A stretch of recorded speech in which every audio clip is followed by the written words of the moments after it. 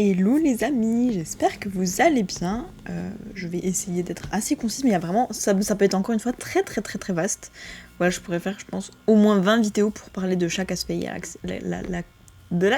l'aspect psychologique, l'aspect biologique, chimique, etc. Déjà des addictions, mais par exemple de l'alcool, de ce que ça peut représenter d'avoir un état de conscience modifié, etc. etc. Voilà, vraiment, il y a vraiment plein de choses à dire.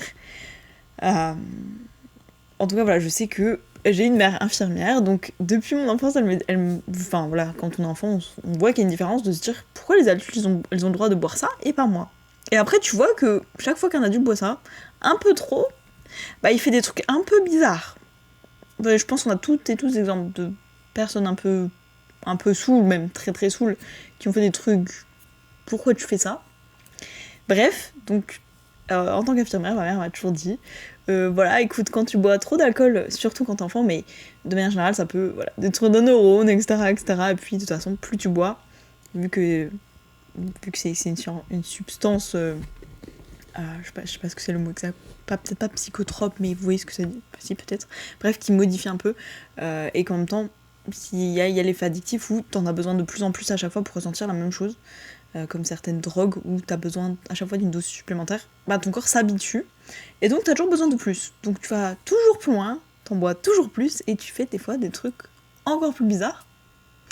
Mais bref, je pense qu'on a tous et toutes des exemples de gens bourrés qui ont fait des trucs. Pourquoi tu fais ça? Des fois c'est marrant, des fois ils se mettent en danger, c'est moins marrant. Des fois ils mettent les autres en danger, là c'est grave. Donc, bref, poursuivons. Donc, je vous ai donné hier les 4 exemples que j'ai sélectionnés pour cette vidéo, parce que, comme je disais, on peut en trouver vraiment plein. Et donc vient la question de la responsabilité, par exemple, que je vais aborder très brièvement, mais encore une fois, il y a vraiment plein de choses à dire. Je sais que, par exemple, selon les procès, ça peut être ou pas un... comment ça s'appelle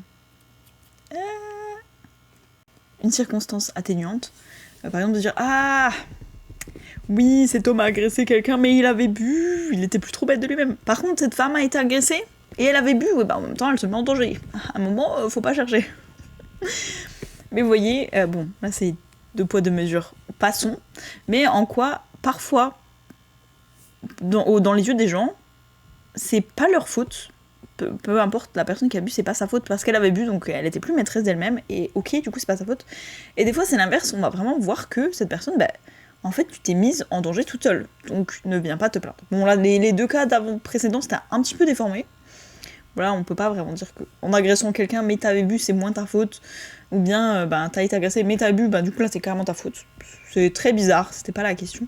Mais en tout cas, on peut voir que selon les points de vue, des fois c'est tout à fait acceptable que oui, ta responsabilité est diminuée quand tu bois, et d'autres fois on se dit bah non, ta responsabilité c'était de savoir que si tu bois, tu te mets en danger.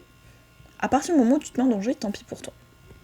Là, ce qui est intéressant du coup, c'est de se dire avant de boire.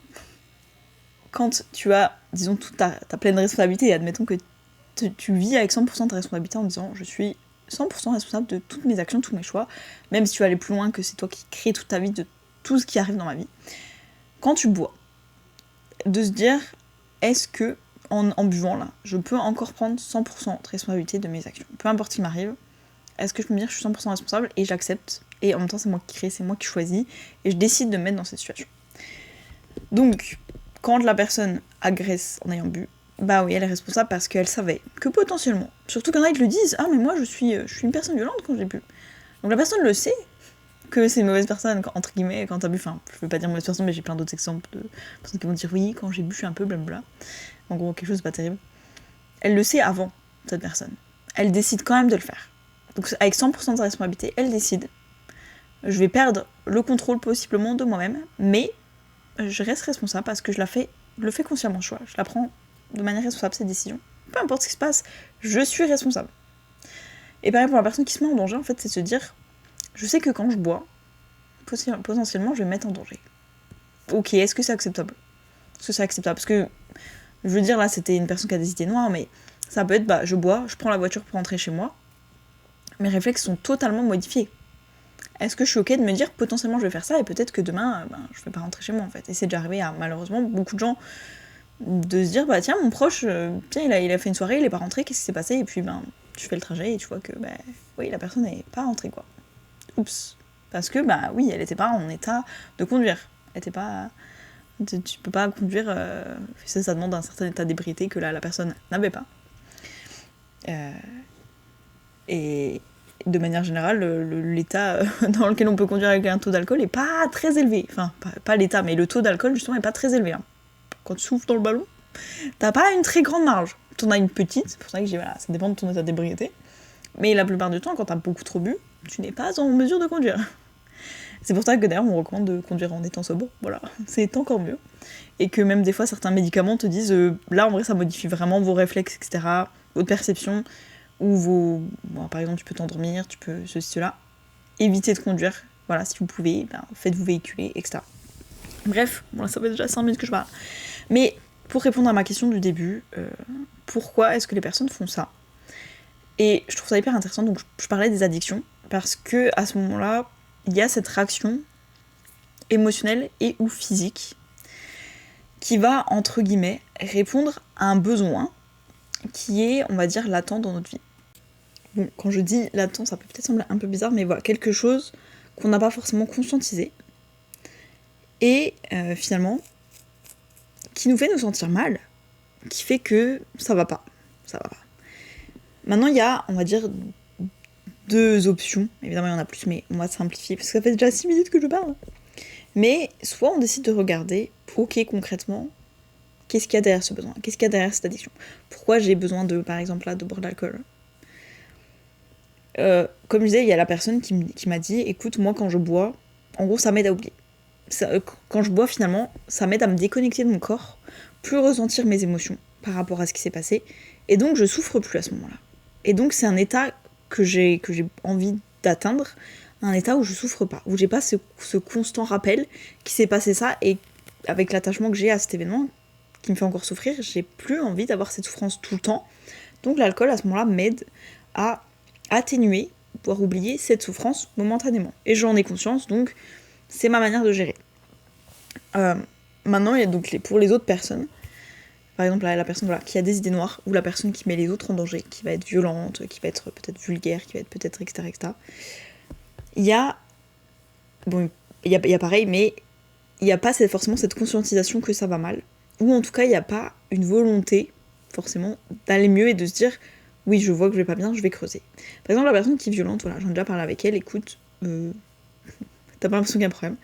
La personne me dit, écoute, non, c'est bon, j'ai pas de problème dans ma vie. Oui, j'ai pas toujours une vie facile. Maintenant, fin de l'histoire, je vais pas aller voir un ou une psy. C'est pour les faibles, en gros. Moi, c'est bon, j'ai pas besoin qu'on me dise quoi faire. Voilà, c'est bon. Donc, en gros, laisse-moi gérer. Je gère très très bien, la preuve. Et il n'y a pas cette volonté d'aller mieux. Donc, l'alcool, d'une certaine manière, c'est un peu un échappatoire. C'est un peu un moment où j'ai le droit de relâcher toute la pression. Et comme cette personne, à ce moment-là, ne se considère pas responsable, j'abandonne ma responsabilité. J'ai besoin d'oublier. J'ai besoin de plus avoir cette connexion à mon corps qui va me faire ressentir, si je les écoute, mes émotions. Et donc, une fois que t'es totalement désinhibé, t'as plus de filtre. Voilà, la personne, ce qu'elle ressent, je pense, puisque je l'ai déjà vu, c'est beaucoup de colère. Voilà, elle est en colère pour tout. Il n'y a rien qui va. Elle se sent pas respectée, elle se sent pas truc. Toute cette colère qu'elle a jamais exprimée et qu'elle n'a pas envie de ressentir pour elle-même, qu'elle n'a pas envie de voir, et ben elle ressort. Et donc comme elle est en colère, qu'est-ce qu'elle fait? Elle va frapper des gens. Des fois c'est même des gens qu'elle connaît pas, hein, c'est même pas personnel. Ah non, c'est vraiment... des fois c'est je vais me mettre au milieu de la route et puis quand les voitures s'arrêtent, je vais les taper. Vraiment c'est très... très... je sais même pas comment dire, mais très basique, hein. Très... terre à terre, très, très nul. Il y a même pas de c'est bon, c'est cette personne ou quoi. Non, c'est purement j'ai besoin d'extérioriser. Allez hop, je vais taper des gens, je vais me défouler. Hein. Ça ne va pas plus loin que ça. Et pareil, entre guillemets, pour la personne qui me dit, ben, j'ai des idées noires ou j'ai pas parlé, j'arrive pas à parler, et donc quand je bois, bah ça m'aide à parler, ah bah alors là, t'inquiète, je dis tout, j'en dis peut-être un peu trop. Ou bien la personne qui me dit, je me concentre sur vraiment tout ce qui va pas parce que j'ai déjà un mal-être, et ça accentue mon mal-être. Bah dans toutes ces situations, en fait, on voit que l'alcool, soit il amplifie les émotions, soit il t'aide à t'en couper, mais en tout cas, il te déconnecte de l'entièreté de ton être et il va seulement garder des filtres. Il y a des petits morceaux qui vont garder. Mais par exemple, ok, j'ai peur de parler, bah là ça va un peu enlever ma peur. Je vais un peu avoir ce truc d'instinct de survie qui part, par exemple. Et en échange, je gagne de me sentir peut-être plus courageuse, plus courageux, et d'avouer ce truc. Ou bien, en temps normal, je m'autorise pas à ressentir mes émotions parce que je souffre trop. Mais quand je bois, bah là c'est ok si je me sens en colère, c'est légitime. En plus, c'est même pas ma responsabilité, c'est super. Si je fais n'importe quoi, c'est pas ma faute, j'avais bu. Bonhomme clin d'œil. Mais voilà, il y a vraiment toutes ces choses derrière de... Ça fait déjà 10 minutes que je parle, donc je vais abréger, mais de qu'est-ce qu'on écoute chez soi. Est-ce qu'on écoute son mal-être? Est-ce qu'on se dit oui, là c'est une addiction? Parce que, encore une fois, il y a des fois c'est pas une addiction, c'est juste j'aime bien boire un verre entre amis, de temps en temps, ok. Maintenant, quand je bois pas, je me dis pas oh, il faut que je boive, ça fait trop longtemps que j'ai pas bu. Quand je mange pas de sucre, je me dis pas oh, je veux du sucre, je vois tous ces bons gâteaux, je les veux. Je me dis pas, je sais pas, ah mais j'ai pas joué à des jeux d'argent depuis trop longtemps là. C'était quand la dernière fois? Hier à 19h? Oh mais ça fait trop longtemps. En plus, il est quelle heure? 16h. Ah ouais, non mais là, non, faut que j'aille jouer, faut que j'aille parier mon argent, non. Oui, y a pas cette pensée constante, cette obsession, parce qu'on n'est pas addict, voilà, on aime juste bien profiter d'un bon gâteau, et puis d'un bon cocktail avec ses amis, et de temps en temps on aime bien faire un petit jeu d'argent parce que c'est cool, et c'est tout, ça reste là, il n'y a pas quelque chose d'extrême qui se crée. Mais parfois, donc quand il y a cette addiction qui se développe, à quoi est-ce qu'on est addict concrètement? Qu'est-ce qui fait ressentir ça? Qui fait qu'on a envie d'y retourner? Parce que, enfin je veux dire, ça paraît vraiment à tout le monde, et je pense que ça arrive à beaucoup de gens. Mais voilà, il y a vraiment cette question de qu'est-ce que j'évite, qu'est-ce que je regarde pas, et que je me fais croire à moi-même que je vais trouver à travers cette chose. De me dire, bah, je peux pas créer, voilà, je vais fumer parce que ça me détend. Je peux pas créer cet état de détente moi-même, mais quand je fume, ça me détend. Alors qu'il y a des gens, je sais pas, c'est l'inverse. Il y en a, ils fument peut-être pour se réveiller. Ah bah ça me réveille, ah bah ça me réveille de fumer. Pourquoi la même substance crée une réaction différente chez les autres, tu vois? Il y en a, bah moi, peut-être que manger un gâteau avant de me coucher, ça m'aide à dormir. Ah bah oui, voilà, parce que ça me détend de manger du sucre. Et puis il y en a d'autres, bah moi c'est le matin, parce que tu sais, c'est un tonique un peu le sucre, donc ouais, ça m'aide à me réveiller. Pareil, c'est pas réellement logique, c'est qu'est-ce que vous, à l'intérieur, vous créez comme ressenti?